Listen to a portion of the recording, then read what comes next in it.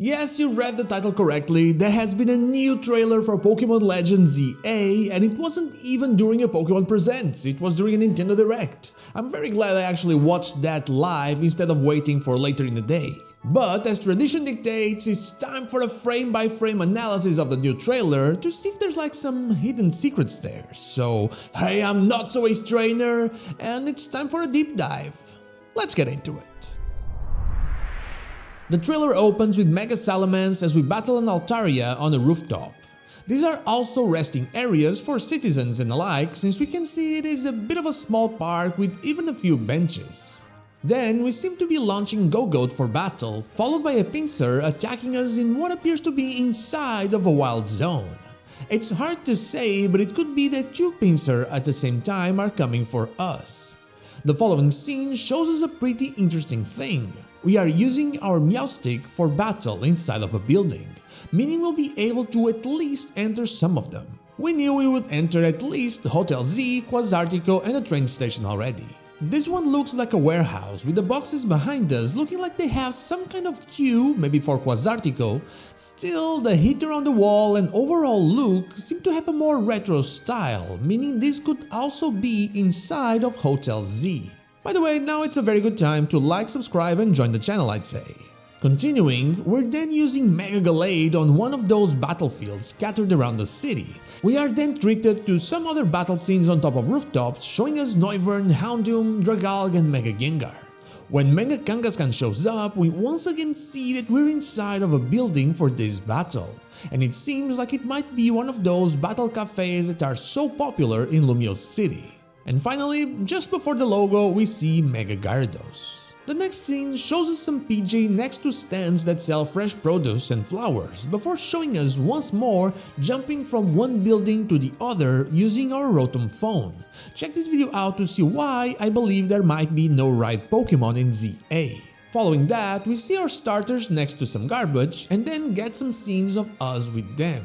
We get some more taxis, but still no word if we can use them. This scene right here shows us a wild zone on top of a building and another area that's still in construction. There we can see a specialty shop, though I can't quite say what it is, maybe some kind of boutique. We then have the terrifying confirmation that the monkeys are back, with Pansear showing up, which means that all the Pokemon are finally on the Switch. Also, the fact that there's an NPC with some kind of bird logo, is that a Braviary or a Noivern, on its back, tells me that they might be some kind of quote-unquote movement company. This is next to the new train station with a potion advertisement from the Pokemon Center and another specialty shop, a kiosk I'd say, in the distance. We see some more Pokemon after, those being Emolga and Dedenne. And then Quasartico headquarters plus another area that's in construction with some fletchling near it. Then we see some kind of stand, likely selling food, with a Roserade and a Spritzy around, and there seems to be someone using the new Holocaster in the distance. We take another glimpse at it on the next scene, this time closer, as a trainer takes a walk with her Skiddo. This is followed by another park scene with an Eevee, also showing us that Lumiose City really does feel alive. Once more, we take a look at the battlefield next to Quasartico with the Houndour and Vaporeon there.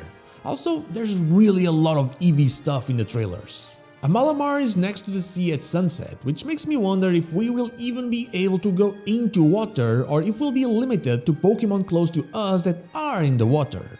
The next scene shows us a Panpour on a tree and a trainer with an Espeon and Fletchling. It is located in this area of Lumiose.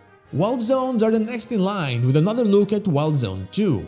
We have seen this one before, but now we see that not only Magikarp are there are also Binacle. Another look at the water area shows us Slowpoke and Staryu. Then Heracross and Pinsir on another Wild Zone, as well as Ekans, Spinarak and Patrat. I'd say this Wild Zone is located here and it also has Budew. Another thing it has is a fly point as shown on the minimap.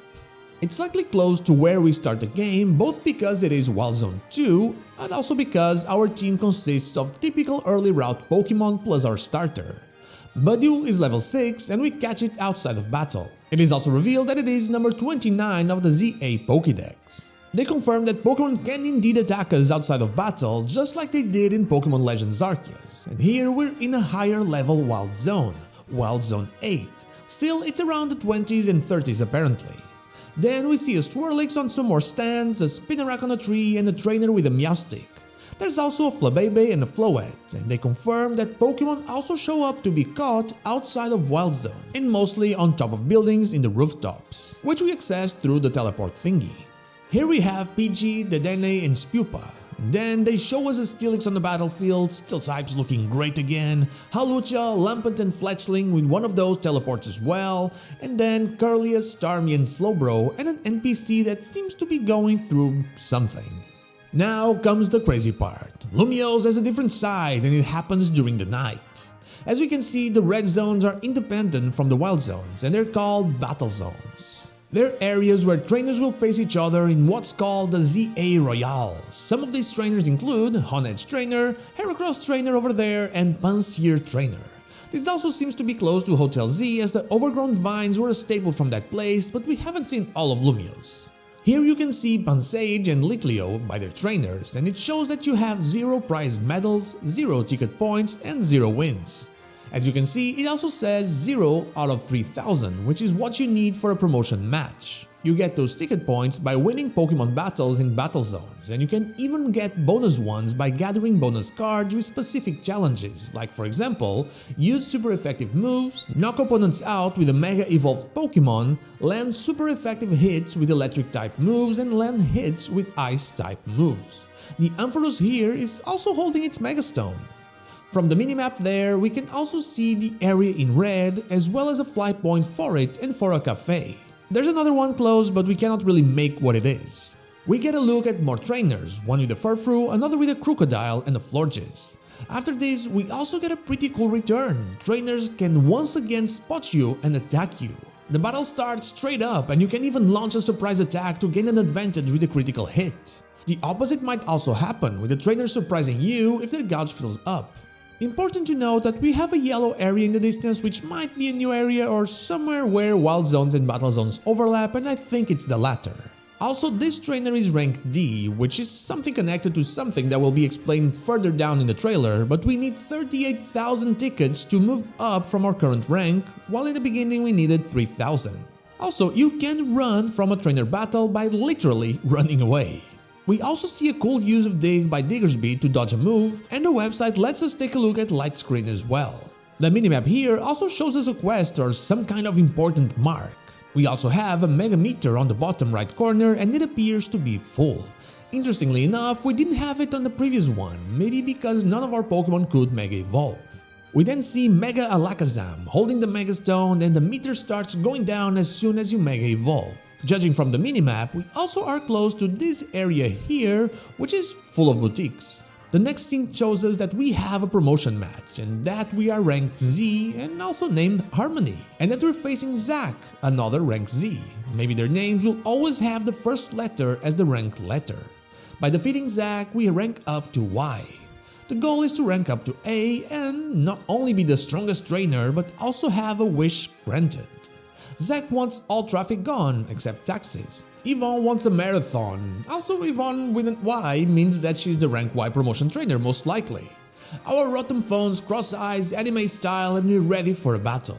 According to the website, our main Ortoni will be part of the tournament too, and the other main character's name is Paxton. The website also reveals that we get some prize money from these battles and that we should use it to buy some items, showing us the UI for the shop. Then we go back to daylight as we use our launcher to battle a Fletchinder on the rooftop before catching it. Then day turns to night again and we are battling a Hawlucha with Talonflame. AZ shows up with Eternal Flower Floette, could he be the rank A? And Zygarde 10% runs through the city at night.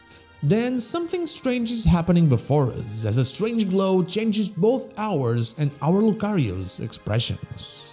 While we don't really know what that is, I do have my theories and well, we'll know soon enough as a new trailer is likely to come our way in the next few months or even sooner, who knows. Anyway, let me know if I missed something and that is all I have for you today. Thank you so much for watching and I'll see you all on the next one.